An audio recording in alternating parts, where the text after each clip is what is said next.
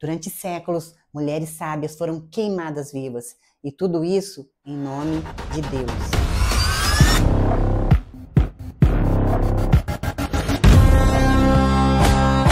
Nos livros de história, a Inquisição foi uma resposta à heresia, mas o que muitos não sabem é que ela foi também um dos maiores projetos de apagamento da sabedoria ancestral, especialmente a feminina. Parteiras, curandeiras, mulheres com conhecimento das ervas, dos ciclos da natureza, da alma humana, foram perseguidas, torturadas e eliminadas sob o rótulo de bruxas. Elas eram médicas antes da medicina, as psicólogas antes da psicologia, a sacerdotisa do corpo e da alma antes de qualquer igreja. Eram mulheres que ouviam, que sentiam, que cuidavam, mas sua conexão com a natureza e com o invisível era perigosa demais para o poder patriarcal. O medo era a arma, a tortura, a linguagem, a fogueira, o silêncio imposto. E esse trauma não terminou na Inquisição não, meus senhores e minhas senhoras. Ele atravessou gerações. Mulheres passaram a ter medo do seu próprio poder, da sua intuição, da sua voz. E até hoje,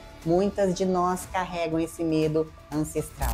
Mas as filhas das bruxas estão despertando, estão resgatando o saber das ervas, da energia, da cura, da espiritualidade livre. Elas não queimaram todas não. E as que sobreviveram deram à luz a uma nova geração, a geração que veio lembrar o que foi esquecido. E se eu te disser que o próximo passo dessa manipulação foi queimar o conhecimento da humanidade inteira? Durante séculos, milhares de mulheres foram queimadas vivas, acusadas de bruxaria. Mas se eu te dissesse que elas não eram bruxas, eram sábias curandeiras, guardiãs de um saber antigo, que precisou ser silenciado a qualquer custo. A Inquisição não foi uma caçada religiosa, foi uma operação sistemática para apagar a força do feminino, o conhecimento, a intuição, o poder de cura, tudo rotulado como heresia jogada à fogueira. E o que é mais assustador, essa queima não acabou, ela continua em outras formas. E talvez você também tenha sido uma dessas mulheres em outras vidas. A história oficial nos ensina que a Inquisição foi criada para proteger a fé cristã, para combater a heresia, mas é só a superfície, um véu fino que encobre uma verdade muito mais sombria. O que muitos não sabem ou preferem esquecer é que a Inquisição foi também um projeto sistemático de apagamento da sabedoria ancestral e principalmente da sabedoria feminina. E essas mulheres tinham conhecimento sobre o corpo, sobre as plantas, os ciclos lunares. Mulheres que compreendiam a linguagem da natureza, da alma humana, foram rotuladas como bruxas, não por espalhar o mal, mas por carregarem o poder de curar, guiar e transformar.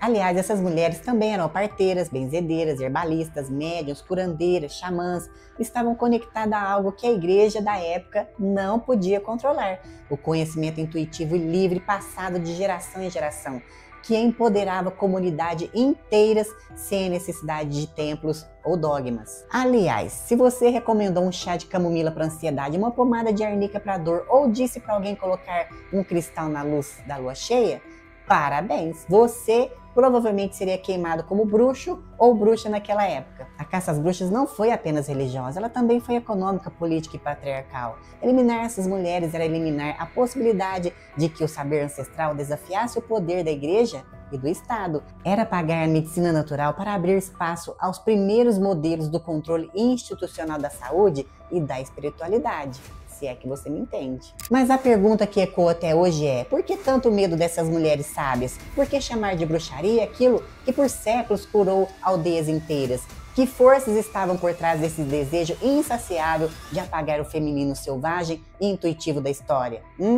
E a resposta está na conexão. Essas mulheres não precisavam de intermediários. Elas se conectavam diretamente com a Mãe Terra, com os ciclos lunares, com o divino dentro de si. Eram livres e liberdade naquela época, meus amigos, minhas amigas, era imperdoável. Mas será que esse apagamento acabou mesmo? Ou será que ele está apenas camuflado nos novos rótulos, nos preconceitos modernos, no silenciamento sutil das mulheres que ainda ousam falar com as plantas, ler astros, confiar na intuição e ouvir o chamado da alma?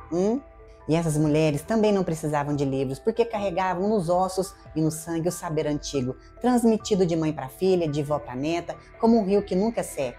E esse saber não cabia nas estruturas de poder, não servia aos dogmas, não obedecia a hierarquias, era livre demais e por isso perigoso demais. Mas aí, como silenciar milhares de mulheres sábias espalhadas pela Europa? Simples. O medo. E assim nasceu uma verdadeira máquina de perseguição, um sistema orquestrado para queimar, calar, apagar o saber feminino. O nome do manual direto era Malleus Maleficarum, o martelo das bruxas. Escrito por um monge inquisitor, esse livro se tornou o guia oficial de caça às mulheres que ousavam ser diferentes. Ele ensinava como identificar, interrogar, torturar e condenar. E se você acha que é só história antiga, lembre-se, uma única acusação bastava: a vizinha que te invejava, o homem que se sentia ameaçado, o padre que te achava pecaminosa. Bastava um sussurro e lá estava você acorrentada. Torturas brutais eram aplicadas até a confissão forçada, é claro. Gritos abafados por oração distorcida, ervas queimadas como se fosse pecado, sabedoria virando cinzas. E tem mais, a fogueira não era só uma punição, era espetáculo, era lição, era terror psicológico coletivo. E o ser humano gosta disso, né? Milhões de mulheres mortas, outras tantas marcadas para sempre. E o saber ancestral que elas carregavam foi enterrado junto com seus corpos. E tudo isso em nome de Deus que elas jamais deixaram de amar. E você acha que tudo isso terminou com a última fogueira? Nem de perto. O trauma atravessou os séculos, entrou no ventre das mulheres, se espalhou pelo silêncio das famílias, fez morada no medo de ser quem se é. Quantas de nós ainda hesitam em se posicionar? Quantas escondem seus dons, sua intuição, sua voz, com medo de parecerem a louca, a exagerada, a difícil? Quantas ainda pedem permissão para existir? O eco das fogueiras virou ansiedade, a fumaça virou repressão e o grito calado virou insegurança. Hoje, a queima continua, só que mais sutil, mais polida, mais moderna. E a mulher é chamada de bruxa porque ousou dizer não. É a terapeuta desacreditada porque não tem jaleco branco. É a mulher espiritual que ainda ouve risos debochados. Mas se hoje você sente esse chamado, essa dor que não sabe de onde vem, essa força que pulsa mesmo quando tentam calar, talvez você esteja ouvindo suas ancestrais. Quando o conhecimento feminino virou ameaça, o medo virou fogueira. Mas agora é a intuição que começa a reacender a chama. Por séculos tentaram apagar a memória dessas mulheres, mas esqueceram de um detalhe. Bruxa não se apaga, bruxa adormece e um dia desperta.